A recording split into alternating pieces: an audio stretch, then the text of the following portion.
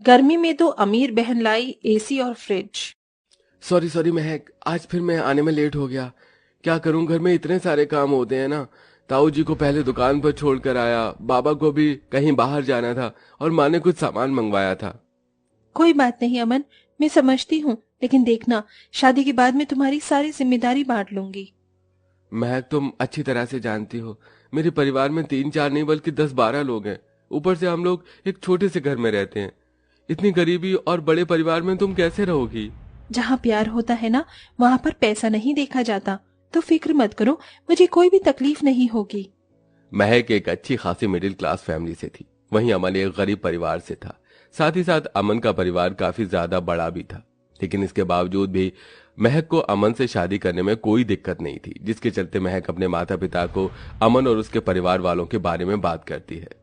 महक बेटा, तुम इतने बड़े परिवार वालों के साथ एडजस्ट कैसे करोगी?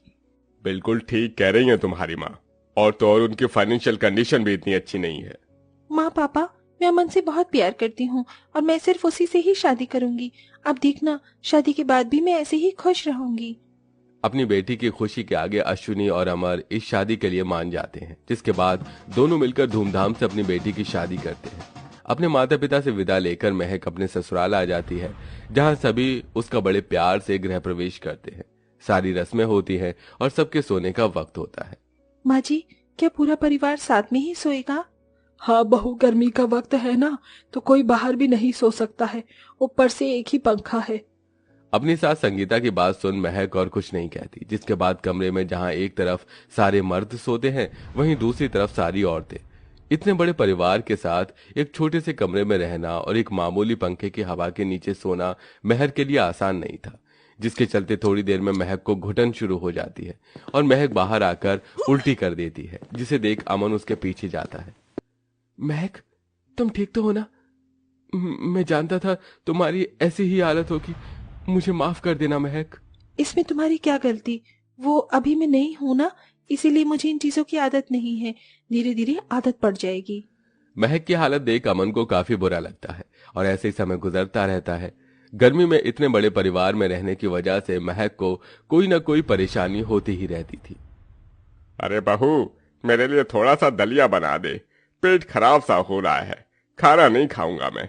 और भाभी, मेरे लिए आपस खिचड़ी बना देना। बड़ा परिवार होने की वजह से सबकी फरमाइशों का खाना महक को बनाना पड़ता था, जिसके चलते बेचारी महक को आधे से ज्यादा दिन चूल्हे पर बैठकर खाना बनाना पड़ता था। इतनी गर्मी में चूल्हे पर खाना बनाना महक के लिए किसी मुश्किल इम्तिहान से कम नहीं था। चाची, आज हमें लंच में आप आलू की सब्जी और पराठा देना। चाची, आप सबसे पहले मुझे तैयार कर दो। देखो ना, मेरे बाल भी नहीं बने हैं। स्कूल के लिए हम लेट हो रहे हैं। सोनी और मोनू महक की जेठानी के बच्चे थे। महक की जेठानी की 2 साल पहले ही बीमारी के चलते मौत हो गई थी, जिसके चलते उसकी दोनों बच्चियों की जिम्मेदारी महक पर आ गई थी। बाप रे बाप, कितनी ज्यादा गर्मी है। इतनी गर्मी में भला कोई आंगन में कैसे कपड़े धो सकता है? कितने सारे कपड़े बचे हैं। अभी इनको धोने में 3-4 घंटे निकल जाएंगे। पता चला इतनी कड़ी धूप में 3-4 घंटे में मैं ही निपट गई। महक गर्मी में पसीना बहाते हुए आंगन में बैठकर धूप में कभी बर्तन तो कभी कपड़े धोती। जो महक गर्मी के मौसम में एसी से बाहर नहीं निकलती थी, वही अब बेचारी कभी धूप में बैठकर दिन भर कपड़े बर्तन धोती, वहीं गर्मी में चूल्हे पर खाना बनाती। चलो, अब जाकर काम निपटा मेरा।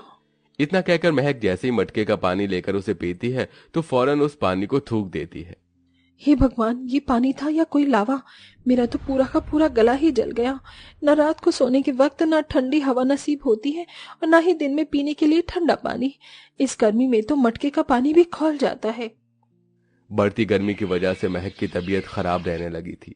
महक के शरीर पर धूप में काम करने की वजह से दाने और रैशेस हो गए थे। अरे भाभी, आप अंदर हो और मैं आपको बाहर आंगन में ढूंढ रही थी। चलो हमारे साथ बाहर। हमने सोचा है कि आज हम लोग मटके और मिट्टी के बर्तन बनाकर बेचेंगे। घर में पूरा दिन खाली बैठे होते हैं, कुछ काम करेंगे तो कुछ पैसे भी आ जाएंगे। हे भगवान, ये दिन भर में गर्मी में मेरे लिए काम कम था क्या? अब जो एक काम और बढ़ गया। महक बाहर जाती है और अपने सास ससुर से मिट्टी के बर्तन और मटके बनाना सीखती है, जिसके बाद अब रोज महक घर की जिम्मेदारी के साथ साथ मिट्टी के बर्तन और मटके बनाती है और अपनी नंद के साथ रोज कड़ी धूप में ठेले पर बेचने के लिए जाती है। ना जाने मेरी बच्ची कैसी होगी, मुझे तो उसकी बहुत याद आती है। अश्विनी महक को याद करते हुए भावुक हो जाती है कि तभी उसके घर की डोरबेल बजती है। अश्विनी और अमर जैसे ही घर का दरवाजा खोलते हैं तो अपनी दोनों छोटी बेटियों दिया और रोशनी को अपने सामने पाते हैं, जिसे देख वो दोनों बहुत खुश हो जाते हैं। माँ पापा कैसे हैं आप? देखो हम पढ़ाई करके आ गई। मेरी बच्चियों कैसी हो? पता है हमने तुम्हें कितना याद किया। लेकिन हमसे ज्यादा याद नहीं किया होगा। वैसे महक दीदी कहाँ है? अरे हाँ, उनकी तो शादी हो गई ना, पढ़ाई की वजह से हम लोग शादी में नहीं आ पाए। आप जल्दी से उनके घर का एड्रेस दो, हम दोनों उनसे जाकर मिलते हैं। बेटा वो क्या है ना, महक अभी अपने पति के साथ बाहर घूमने के लिए गई है। जैसे ही वो आ जाएगी तो तुम दोनों जाकर उससे मिल लेना। अश्विनी अपने दोनों बेटियों से यह बात छुपा कर रखती है कि उसकी बहन ने एक गरीब घर में शादी की।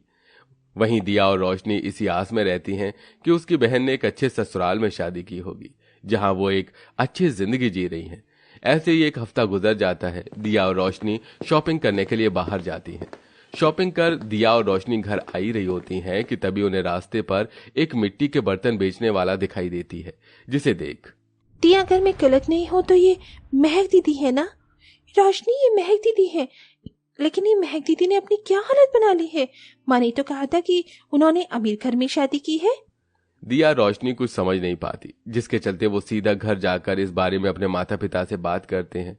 दोनों के पूछने पर अश्विनी और अमर से उन्हें सारी सच्चाई पता चलती है, जिसे सुनकर हमारी बहन इस तरह इतनी गरीबी में जी रही है और हमें भनक तक नहीं।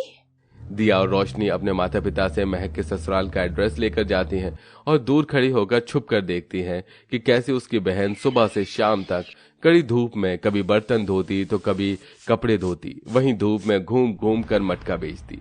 अपनी बहन को इस तरह देख रोशनी और दिया की आंखों में आंसू आ जाते हैं। दिन रात गर्मी में इतना काम करने की वजह से अब महक की तबीयत बहुत ज्यादा खराब रहने लगी थी। महक, मुझे माफ कर देना, मैं चाहकर भी तुम्हारे लिए कुछ नहीं कर पा रहा हूँ। दिन रात मेहनत करता हूँ कि एक छोटा कूलर या फ्रिज ले लूं, लेकिन अभी तक नहीं ले पाया। वहीं दूसरी तरफ रोशनी दिया से अब अपनी बहन की ऐसी हालत देखी नहीं जाती, जिसके चलते अगले दिन ही रोशनी और दिया एक ट्रक में सामान लिए महक की ससुराल पहुंचती है। महक जैसे ही अपनी दोनों बहनों को देखती है तो उसकी आंखों में खुशी के आंसू आ जाते हैं। रोशनी, दिया, कैसी हो मेरी बहनों? पता है मैंने तुम्हें कितना याद किया। हमने भी आपको बहुत याद किया। महक अपनी दोनों बहनों से बात कर ही रही होती है कि तभी उसकी नजर घर के बाहर खड़े ट्रक पर जाती है। रोशनी, दिया, ये ट्रक हमारे घर के बाहर क्या कर रहा है? महक के पूछने पर दिया उस ट्रक के पास जाती है और ट्रक ड्राइवर से कहकर ट्रक के अंदर रखे बॉक्स को घर के अंदर ले आती है, जिसके बाद दिया और रोशनी उन 2 बॉक्स को खोलती है, जिसके अंदर एक और फ्रिज होता है। ये देख महक काफी हैरान हो जाती है। ये देखिए, हम आपके और आपके परिवार वालों के लिए क्या लेकर आए हैं, एसी और कूलर। अब गर्मी में आपके पूरे परिवार को न ही तो सोना पड़ेगा और न ही किसी को ठंडे पानी के लिए तरसना पड़ेगा। लेकिन रोशनी, दिया, ये तुम दोनों क्यों लेकर आई हो? हम लोग ये नहीं रख सकते, इसे तुम वापस ले जाओ।